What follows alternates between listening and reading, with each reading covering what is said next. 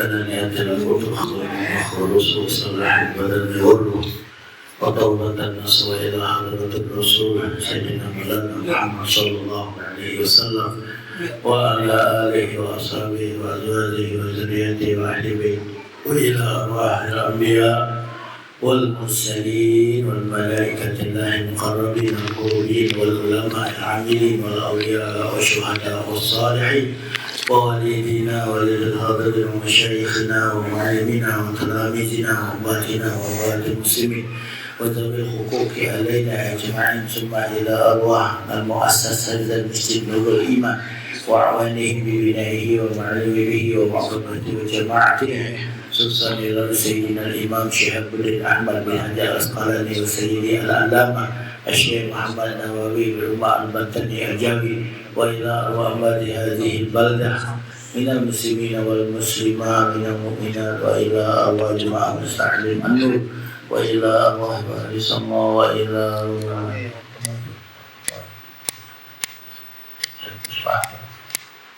وإلى أرواح سادتنا سبحانه وتعالى إلى مشارق الأرض إلى مغاربها برها أن الله يغفر لهم ويرحمهم وإلى درجات في الجنة وإلى علينا من بركاتهم وأسرارهم وأقوالهم وعلومهم في الدنيا والآخرة أن الله يحفظنا ويسلمنا وأهلنا ووالدينا وأزواجنا وأولادنا وأولادنا وحقوق علينا أجمعين أجمعين من كل بلاء وعذاب الآخرة ومن شر الدنيا ومن شر الآخرة ومن فتنة الدنيا ومن فتنة الآخرة ومن مصيبة الدنيا ومصيبة الآخرة ومن شر الوباء والفتن والمحن ومن شر الأوجاع والأسباب والآلام والأمراض ومن شر الظالمين ومن كل أذية ومن الشرور في السفر والحضر بخير وذنب وعافية البرية شر لا إله هو بسر الفاتحة أعوذ بالله من الشيطان الرجيم بسم الله الرحمن الرحيم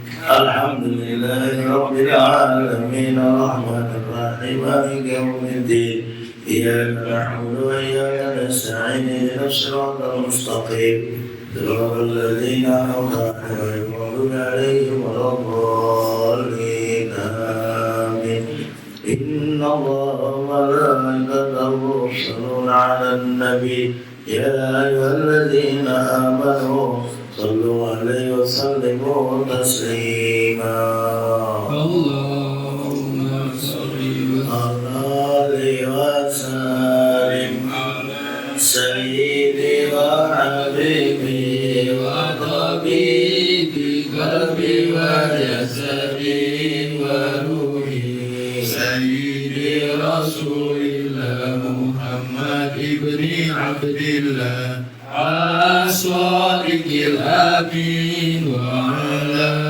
آله وصحبه أجمعين اللهم صل وسلم على سيدي وحبيبي وطبيبي قلبي وجسدي وروحي سيدي رسول الله محمد بن عبد الله الصادق الأمين وعلى آله وصحبه أجمعين اللهم صل وسلم على سيدي وحبيبي وطبيبي قلبي وجسدي وروحي سيدي رسول الله محمد بن عبد الله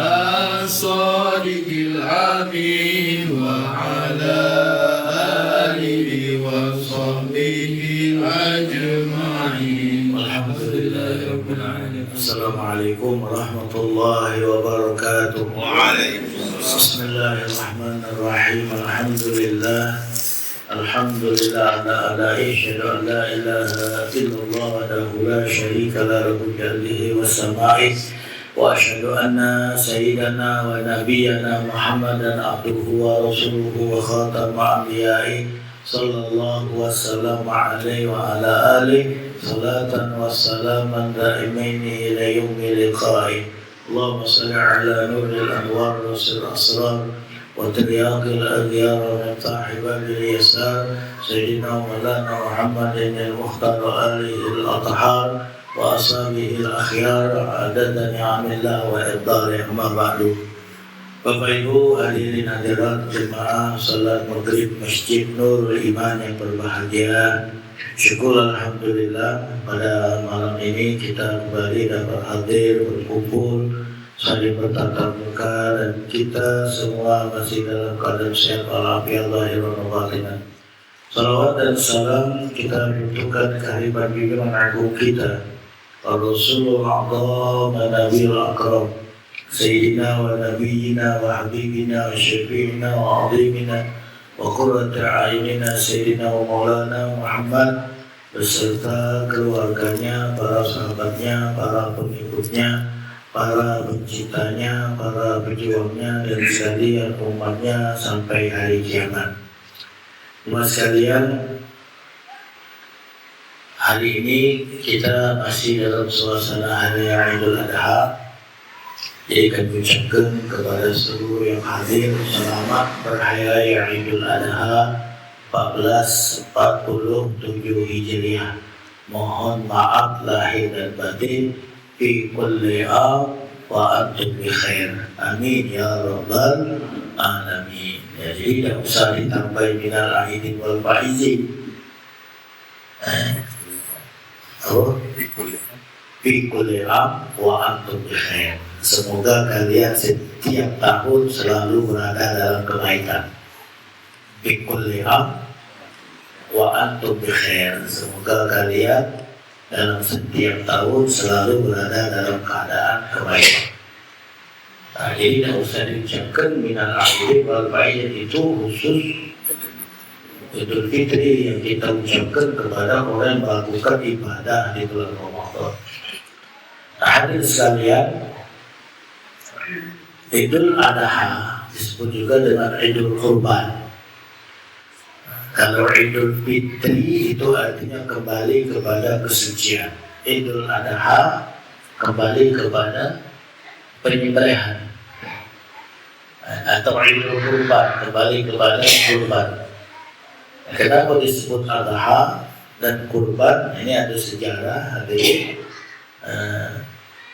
Nabi Allah Ibrahim alaihissalam, beliau pernah berkurban sebanyak 1000 ekor kambing, 300 ekor sapi, dan 100 ekor onta. Kalau kita duitkan kilo-kilo, kalau kambing sikok 3 juta dikali 1000, 3 miliar.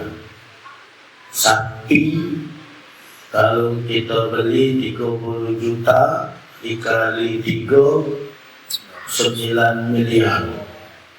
Berapa ini? 12 miliar.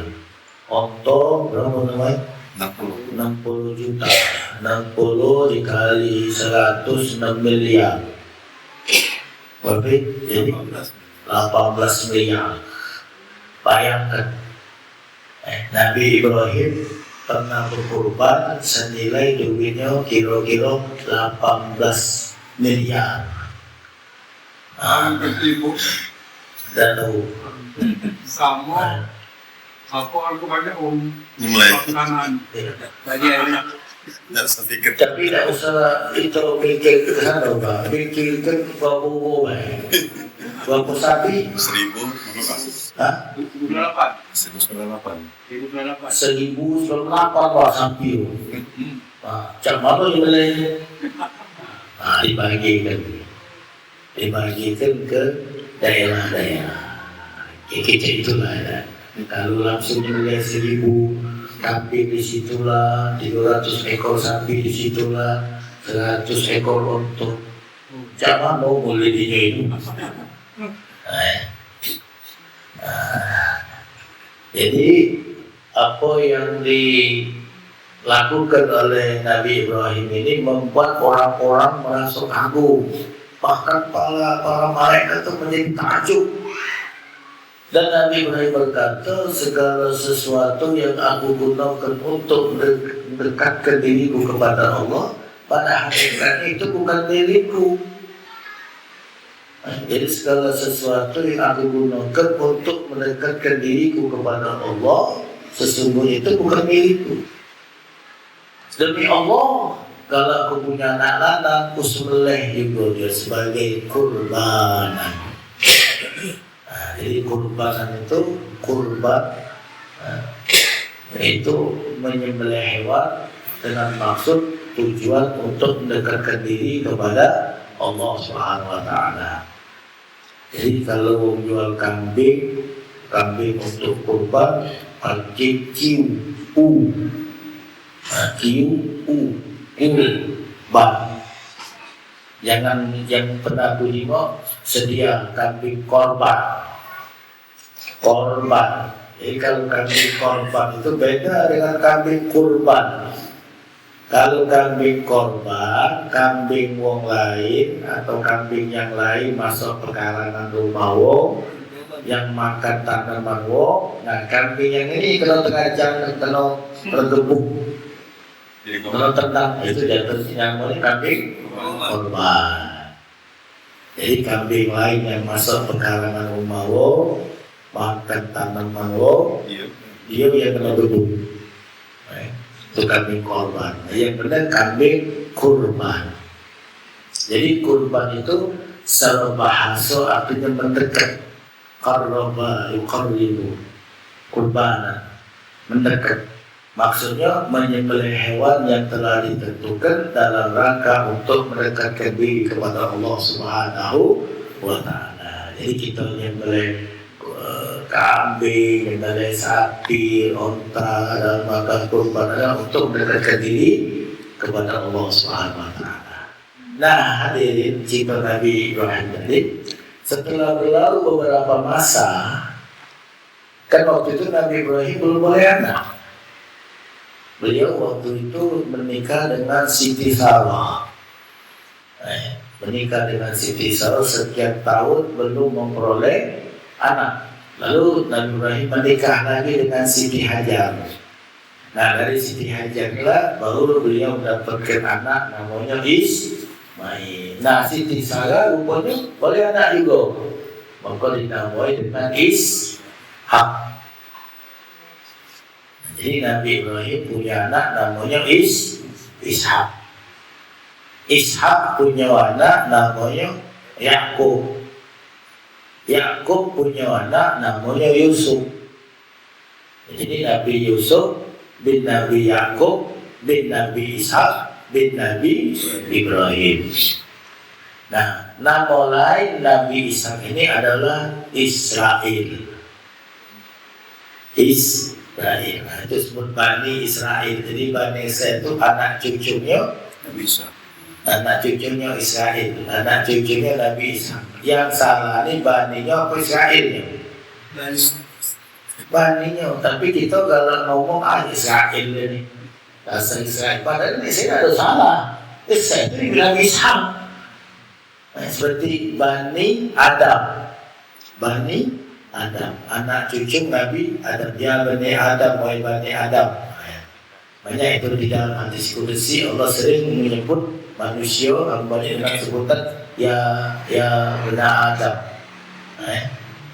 Iza mata benu Adam, apabila meninggal anak Adam.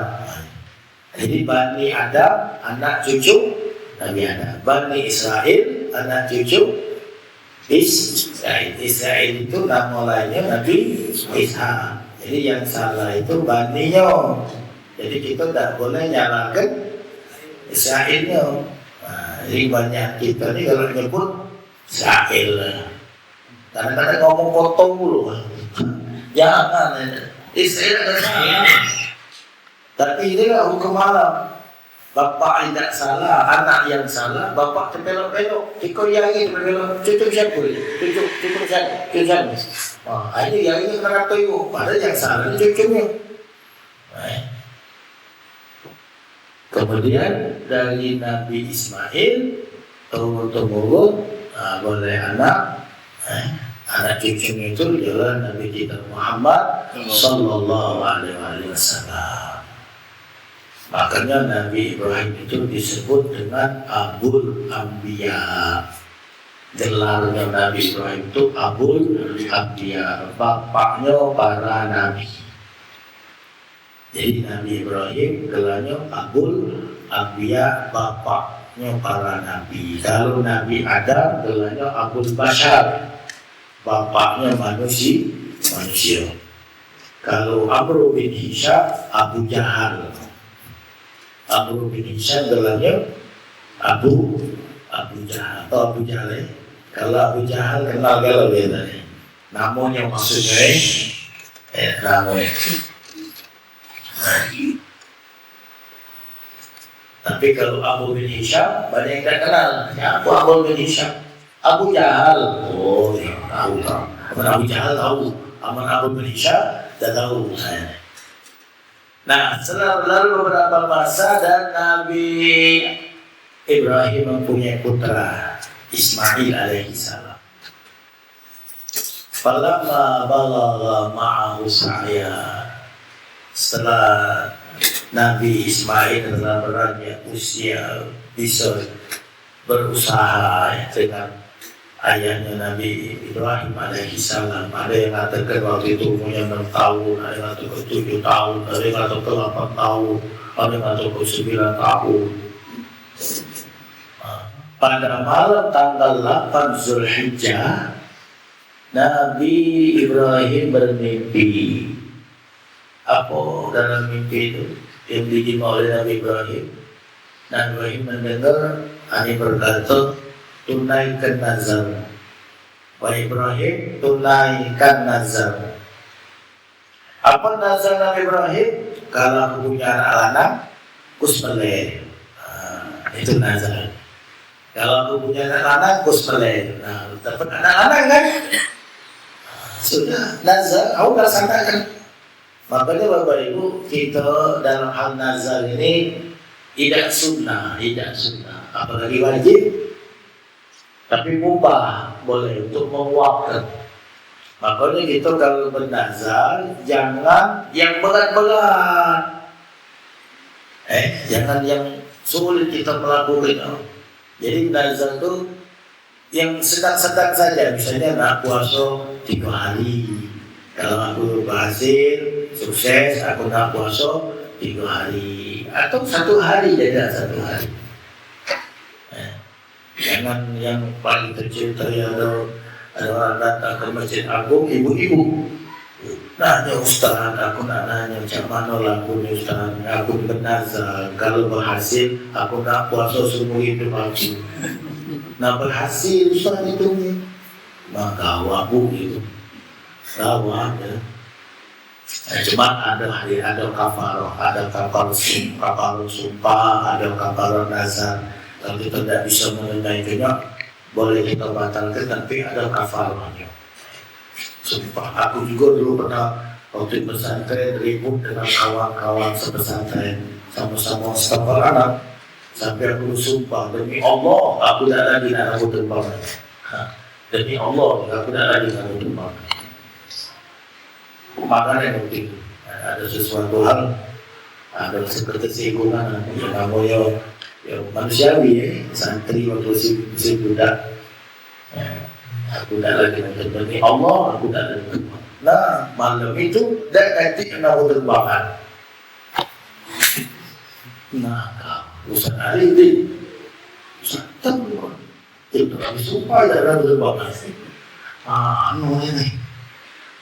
Kalau berita guru, saya pernah terbangan. Tapi aku bayar kapal sumpah. Jadi kita bahas waktu mengenai kapal. Nah, jadi Nabi Ibrahim pada malam tanggal 8 Zulhijjah itu bermimpi, dia mendengar ada yang berkata, ya Ibrahim, tunaikan nazarmu, sembelih putra. Alamma asbaha ya tarawa annahu min Allah min syaitan. Jadi waktu paginya Nabi Ibrahim ya tarawa berpikir, apakah mimpi dari Allah atau min syaitan atau dari syaitan. Walizalika sumia zalikal yaum Yaumut Tarwiyah. Maka dinamailah hari itu hari tanggal 8 hari Tarwiyah, hari berpikir. Jadi hari Tarwiyah itu hari berpikir. Lalu pada malam tanggal 9 Zulhijjah Nabi Ibrahim mimpi lagi seperti itu. Tunaikan nazarmu. Falamma asbaha arafa annahu minallah. Begitu bangun Nabi Ibrahim, beliau tahu arafa bahwasanya mimpi itu adalah datangnya dari Allah. Balidzalika sumiya dzalikal yaumul arafah. Maka dinamai hari itu hari Arafah. Wakilah dan ada pendapat yang lain yang mengatakan pada malam tanggal 9 Zulhijjah itu Nabi Ibrahim mimpi itu beliau tidur di padang Arafah. Karena beliau tidur di padang Arafah, maka tanggal 9 Zulhijjah dinamai hari Arafah. Dan hari Arafah ini merupakan Yaumul A'zam, hari yang paling mulia, hari yang paling agung. Hari yang sebaik-baik kita berdoa kepada Allah adalah Yaumul Arafah. Lalu pada malam tanggal 10 Zulhijjah Nabi Ibrahim mimpi lagi seperti itu, tunaikan nazar. Lalu pada pada besok harinya tanggal 10 Zulhijjah oleh Nabi Ibrahim dilaksanakanlah penyembelihan tersebut. Falizalika summiya zalikal yaumul adha. Maka dinamailah hari itu tanggal 10 Zulhijjah Yaumul Adha, hari penyembelihan. Jadi adha itu penyembelihan. Ini ada orang namanya adha karena lahir tepat hari raya Idul Adha, dinamai adha. Arti adha itu ada jemaah kita di masjid kita sebenarnya adha. Jadi ada dua yang bentuknya orang namanya adha. Itu yang menunjuk nama abang itu datang artinya nyocok ke baik. Karena hari ini lepas Idul Adha boleh ada namanya ada. Padahal adha itu artinya sembelihan. Masih mendengar Idul Fitri, Fitri anak, Idul Fitri. Nah hadirin, pada saat Nabi Ibrahim akan melaksanakan penyembelihan ini, itu Nabi Ibrahim berkata kepada istrinya Siti Hajar, "Wahai Siti Hajar, mandikan anakmu Ismail, beri pakaian yang bagus, yang rapi. Hari ini aku nak membawanya bertamu." Lalu Siti Hajar dimandikan, kemudian dipakai ke baju yang bagus karena diajak oleh abang bertamu. Cuma bertamu kemana dah tahu. Dan bertamu kepada Allah ini. Ada yang bertamu dia dimandikan, dibersihkan, dipakai yang bagus. Rambutnya diminyaki, diberi parfum yang wangi, dibedahi, pokoknya dibersihkan, dirapikan dan diharumkan, diwangi. Makanya ada sebagian kita di Indonesia ini tidak tahu di mana. Itu kalau ada kambing yang tak dikorbankan, kambing itu dimandikan dulu atau sapi dimandikan dulu. Bahkan ada yang dibajui, ada kambing itu kan dibedahi, di kacamata, dia berbibi. Pokoknya belakangnya kambing yang tak dikorbankan ini. Mungkin tanpa ulang dia dan apa yang dilakukan oleh Siti Hajar kepada putranya Ismail alaihissalam. Lalu berangkatlah Nabi Ibrahim. Beliau membawa pisau dan seutas tali. Tidak perlu bertanya Siti Hajar, ibu-ibu untuk apa bawa pisau, bawa tali? Kan tak bertamu, kan tak berbuku. Dan berangkat. Iblis sejak diciptakan oleh Allah, hari itu adalah hari yang paling sibuk bagi iblis untuk mengganggu dan menggoda manusia. Nah, jadi dia mengganggu, menggoda, apalagi merayu, supaya Nabi Ibrahim tidak jadi melaksanakan penyembelihan ini. Hadirin, yang namanya anak-anak itu biasanya berjalan di depan abah. Kita kecil-kecil kalau dia depan abah senang. Nah, iblis mendatangi Nabi Ibrahim. Ibrahim, kau perhatikan anak kau terkolian. Bukan main bagus rupanya, bagus badannya, bagus tingkahnya, akhlaknya. Apa kau tak sayang sama anak kau Ibrahim? Sudahlah Ibrahim, minta maaf baik sama Tuhan, minta ampun. Sudah jangan kau sembelih anak, kesian. Sayang sama anak. Jawab Ibrahim, Aratu walakin umirtu bizalik. Aku tahu itu, tetapi aku diperintahkan oleh Allah untuk menyembelih. Sudah, masa tidak berhasil, godaan iblis kepada Ibrahim, maka Ibrahim mendatangi ibunya Ismail, yaitu ibunda Siti Hajar. Ibu Nabi Ismail atau Siti Hajar tetap duduk di rumah ternyata. Maka iblis mendatanginya, wahai Hajar, kau duduk di rumah nyantai. Kau tahu tak? Suamimu Ibrahim, dia bawa anak Ismail untuk disembelihnya. Terkejut Siti Hajar. La takzib alaiya. Kau jangan bohong. Apa ada seorang bapak yang tega menyembelih putra sendiri? Hanya kata Nabi bersendiri yang sembelih. Kau kan tengok tadi dia bawa pisau, bawa tali. Untuk apa itu? Kalau bukan untuk menyembelih putra kau. Ditanya Siti Hajar, ngapoi Ibrahim nak menyembelih putra? Ngapoi? Dia boleh beli.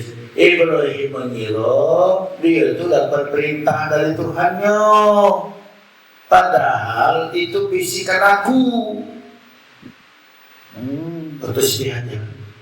Waqalat Hajar, an-nabi la yu'maru bil batil. Seorang nabi tidak pernah diperintahkan oleh Allah untuk berbuat yang batil. Aku siap mengorbankan nyawaku dan rangka melaksanakan perintah Allah, apalagi cuma sekedar menyerahkan nyawa anakku. Masa memang kecil lah bacaan tidak apa-apa. Maka iblis merasa tak baca digoda lagi si Hajar ini. Maka dia mendatangi Nabi Ismail. Nah, hadirin, ada bagus juga sifat iblis ini. Iblis ini makhluk yang tidak pernah putus asa, tidak pernah maju. Coba kita tadi nak ke masjid ini kan, di kota ucapan supaya kita tidak ke masjid.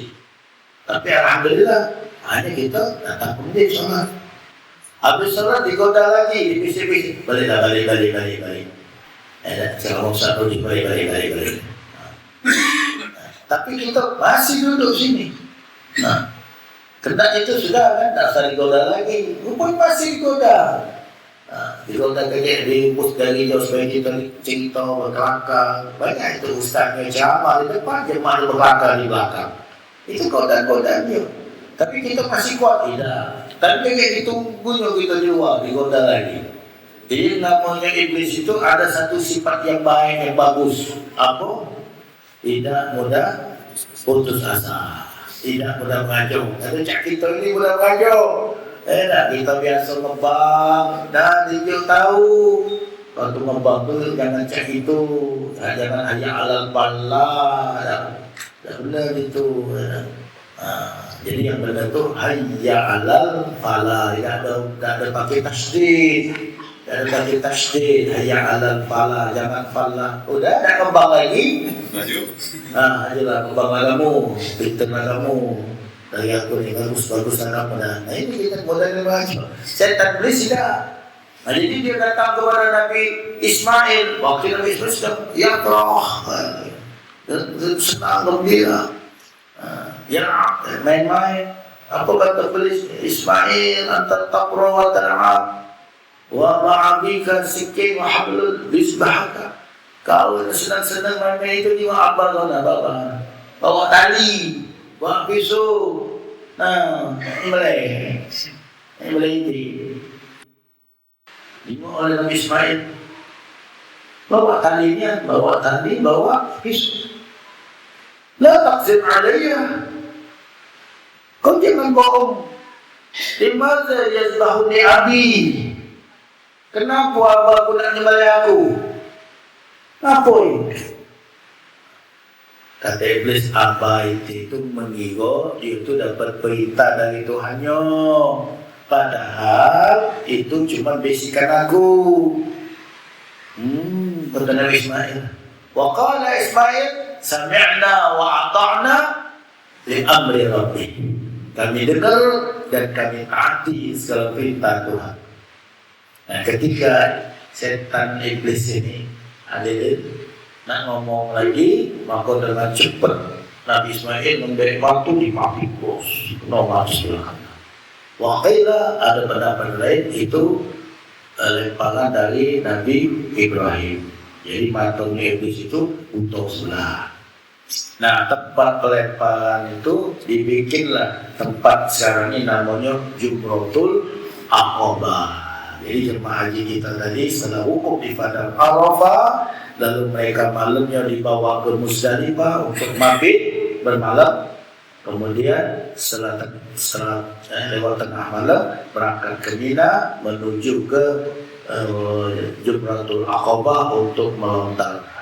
Jumratul Aqabah, tempat melontar itulah tempat di mana Jumratul Aqabah, tempat di mana Nabi Ismail atau Nabi Ibrahim yang melontar atau mabit mecahkan biji matanya iblis. Nah, hadirin sampai di satu tempat yang kita kenal sekarang, tempat itu namanya Jabal Qurban.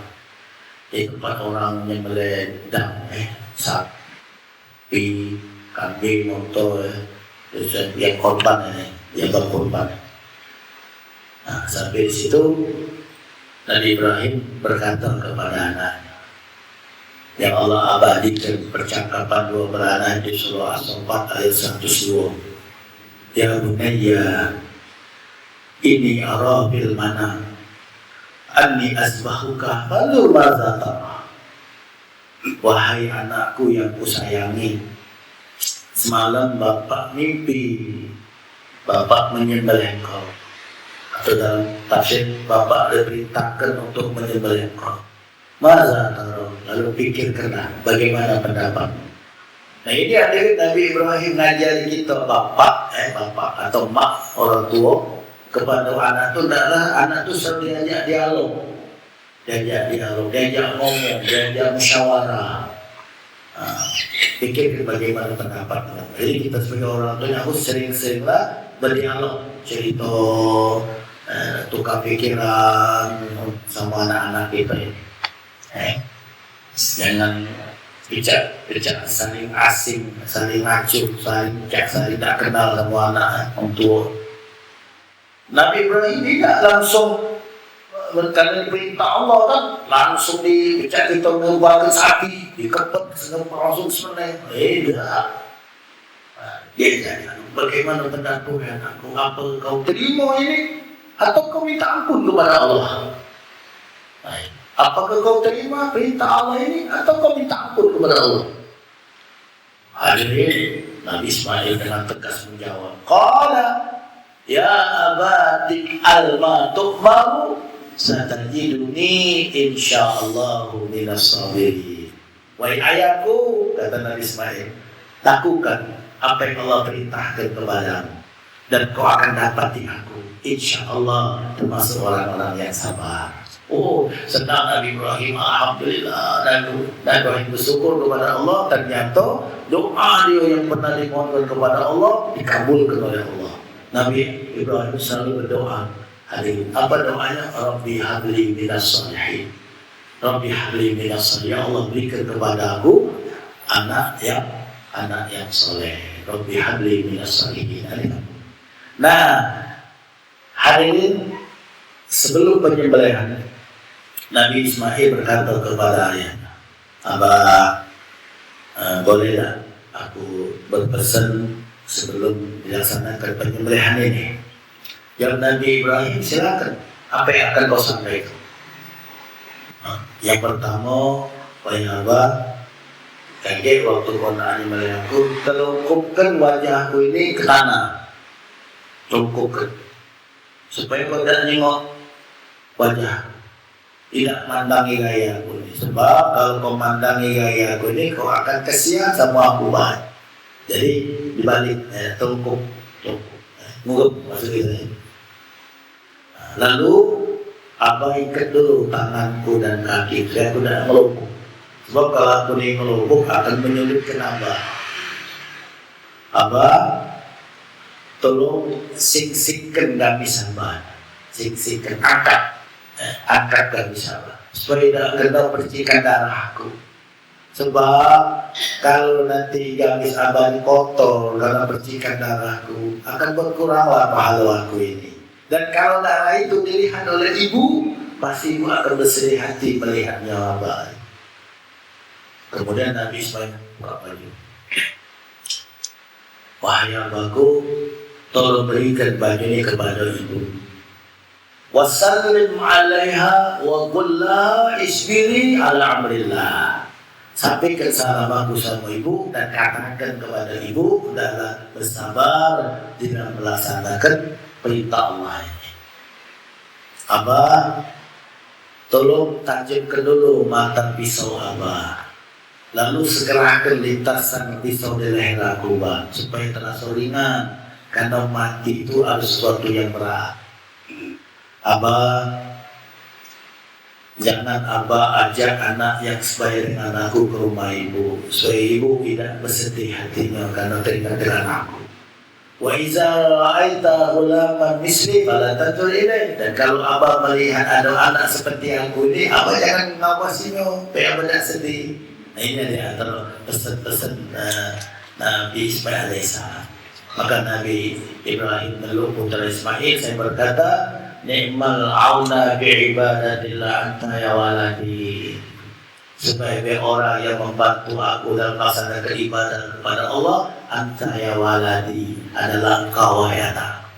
Nah, jadi dibuka bajunya, kemudian dikebut kaki tangannya, kemudian ditumpuk tanah, lalu Nabi Ibrahim melaksanakan penyembelihan. Ketika Nabi Ibrahim melaksanakan penyembelihan, itu pintu langit dibuka oleh Allah. Hijab. Jadi tidak ada lagi hijab sehingga seluruh malaikat itu menyaksikan detik-detik Nabi Ibrahim menyembelih putra Ismail. Itulah Allah berkata, bukan kalau kamu berkata untuk apa aku ciptakan manusia sekedar untuk melakukan kerusakan dan pertumpahan darah. Kamu saksikan seorang bapak dengan ikhlas dia sembelih putranya cuma karena alasan pendeta. Begitu disembelih, tapi pisau tidak mempan. Apa kata Ismail? Wahai Abah, tolong lepasi dulu banyak tali ini, ikatan ini. Mungkin dijima oleh malaikat. Putra Ibrahim ini terpaksa melaksanakan penyembelihan sehingga pisau tidak mempan di leher aku ini. Hanya buka ikatan kali. Itu bismillah. Itu bismillah masih tidak mempan. Apa kata Ismail? Abah tuh menjadi lemah tangan Abah karena masih sayang aku. Tidak nak. Tidak. Tapi kenapa tidak mempan? Kamu dihilang lagi. Bismillah. Bismillah. Masih tidak mempan. Jangan-jangan pisau Abah itu tumpul. Hari lalu pisau ini oleh Nabi dibelahkan ke batu pada pasir yang keras. Siapa batu belah luka. Marah Nabi Ibrahim dengan pisau ini. Waqala Ibrahim berkata, ya sikin anta taqal hajar walam taqal laham. Pisau, ente ini bisa membelah batu yang keras, tapi kenapa ente tidak bisa memotong daging yang lembut? Waqala sikin bi qudratillah, dengan kudrat Allah itu pisau ngomong ada dia. Ya Ibrahim, anta taqul iqta wa ilahul alamin yaqul la taqta. Kau berkata putuskan, tapi Allah Tuhanmu berkata jangan putuskan. Bagaimana aku akan taat kepadamu wahai Ibrahim di dalam bersamaan aku berbuat maksiat kepada Tuhan. Tapi itu ustaz. Nah akhirnya turunlah malaikat Jibril bawa seekor kibas atas perintah Allah. Kibas mana itu? Kita nak kipas surga, bukan. Kipasnya si Habil yang anak Nabi Adam. Ketika ada perintah berkorban zaman Nabi Adam, maka Nabi Adam mintakan Habil bawa balik untuk kurban. Habil ini seorang peternak. Dia cari hewan yang gemuk, kipasnya yang bagus bulunya, yang bagus tabur. Nah, si Qabil ini seorang petani tapi getah basah. Dia cari sayur-sayuran yang sudah kuning, buah-buahan yang sudah gandum, yang busuk-busuk. Akhirnya kata Nabi Adam, kurban mana yang hilang, itulah kurban yang diterima oleh Allah SWT. Ternyata yang hilang itu adalah kipas si Habil diangkat. Jadi kita anak cucu Nabi Adam ini ada yang surah orangnya dermawan adalah sedekah, tapi itu keturunan si Habil. Ada juga kita yang getah basah, yang pelit, tekit, ekes itu. Berarti itu turunan si Qabil. Jadi getah basah turunan Qabil. Nah, jadi pada waktu itu diturunkan lagi kipas ini atas perintah Allah kepada Nabi, untuk Nabi Ibrahim dibawa oleh malaikat Jibril alaihissalam. Hadirin, ketika malaikat Jibril turun bawa kipas ini, itu malaikat Jibril masih menyaksikan detik-detik Nabi Ibrahim masih melakukan penyembelihan terhadap putra Ismail. Sehingga malaikat Jibril berkata, Allahu Akbar, Allahu Akbar, Allahu Akbar. Nabi Ibrahim, malaikat Jibril. Lalu oleh Nabi Ibrahim disambung, La ilaha illallah wallahu akbar. Nabi Ismail yang tadi teguh kan? Hanya dia duduk. Lalu disempurnakan kalimat itu dengan Allahu akbar walillahil hamd. Akhirnya kalimat diabadikan.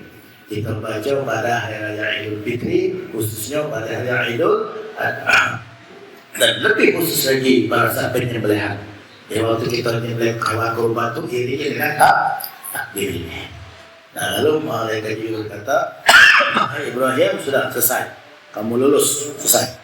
Kata Sayyidina Abdullah bin Abbas, andai kata terjadi niat penyembelihan itu, maka setiap tahun seorang bapak diwajibkan untuk menyembelih putranya sebagai kurban. Untung tidak jadi. Nah, lalu setelah selesai urusan ini, perkara ini, dan telah berlalu beberapa masa, beberapa tahun, hadirin, Nabi Ismail berkata kepada abahnya Nabi Ibrahim, Abah, pada waktu penyembelihan kita dulu, Bang. Nah, kita dua beranak ini, Bang. Siapalah yang paling dermawan di antara kita ini? Kata Nabi Ibrahim, aku, Abah, anak Abah. Alasan Abah macam mana kalau Abang atau Abah paling dermawan? Nah, Abah kan begitu dapat perintah dari Allah, sembelih putramu, langsung Abah laksanakan. Sesayang apapun Abah sama kau waktu itu, tapi melaksanakan perintah Allah bagi Abah lebih penting daripada sayang dengan kau. Benar tak jawaban Nabi Ibrahim? Benar. Tapi jawaban Nabi Ismail, tidak, Abah. Yang paling dermawan pada waktu adalah aku, Abah. Aku lebih dermawan dari Abah. Kata Nabi Ibrahim, alasan kau apa nak? Lah, Abah kan punya dua anak. Andai kata aku mati waktu itu, Abah masih punya anak sekolah lagi, Ishak. Sedekah nyawa aku, masih kau inilah. Kalau mati aku, sudah. Masuk kita, wassalam. Selesai aku. Benar tak? Benar tak Rasulullah? Benar. Tapi di saat itu Allah berfirman, wahai Ibrahim, wahai Ismail, ketahuilah yang paling dermawan di antara kamu dua itu adalah aku. Karena sudah aku ganti dengan seekor kibas. Jadi Ibrahim kan tidak jadi menyembelih putra Ismail, dan Ismail tidak jadi menyerahkan nyawanya, diganti oleh seekor kibas. Maka Allah lebih dermawan dari Nabi Ibrahim dan Nabi Ismail. Jadi luar biasa. Jadi dengan kita melaksanakan hari Idul Adha ini, jadi kita kembali keingatan kita terhadap perjuangan dan pengorbanan Nabi Ibrahim dengan Nabi Ismail. Luar biasa. Mereka mengorbankan anaknya, mengorbankan nyawanya dan akan melaksanakan perintah Allah Subhanahu wa Ta'ala. Nah, pertanyaan untuk kita, apa yang telah kita korbankan untuk Allah? dalam rangka untuk melakukan ketaatan kepada Allah Subhanahu wa taala. Nah, kita ini banyaklah menuntut, banyaklah minta kepada Allah, tapi kurang kita mengorbankan apa yang kita miliki untuk melaksanakan ketaatan kepada Allah. Mudah-mudahan sekalian kita dijadikan oleh Allah termasuk orang-orang yang ittiba dengan Nabi Ibrahim alaihissalam. Makanya kita selalu ingatkan setiap sholat ada tahiyat, diam tahiyat itu ada salawat, dan salawat banyak salawat ini, tapi yang dipilih adalah salawat Ibrahimiyah. Supaya kita selalu ingat dengan cerita Ibrahim, khususnya cerita tentang kurban ini. InsyaAllah mudah-mudahan Allah jadikan kita istiqamah. Amin ya rabbal alamin. Assalamualaikum warahmatullahi wabarakatuh. Bismillahirrahmanirrahim. Alhamdulillahirabbil alamin. Allahumma shalli ala sayyidina Muhammad salatan tamla'u biha qulubana nura wa salahan wa surura wa tarzuqna biha rizqan wasi'an halalan tayyiban mubarakan midrara wa ala alihi wa sahbihi wa sallam ala kulli syai'. Allahumma fa'na bima 'allamtana wa 'allimna ma yanfa'una wa zidna 'ilman. Allahumma dafa'na al-ghala wal bala wal waba wal fahsya wal munkar was suyuf wal muhtalifa wasyada'id wal mihan ma dhahara minha wa ma batan min baladina Indonesia wa Palembang Darussalam khassa wa min buldan muslimin amma innaka ala kulli syai'in qadir. Sallallahu ala sayyidina Muhammad wa ala alihi wasallam. Alhamdulillah alamin. Taqabbalallahu minkum.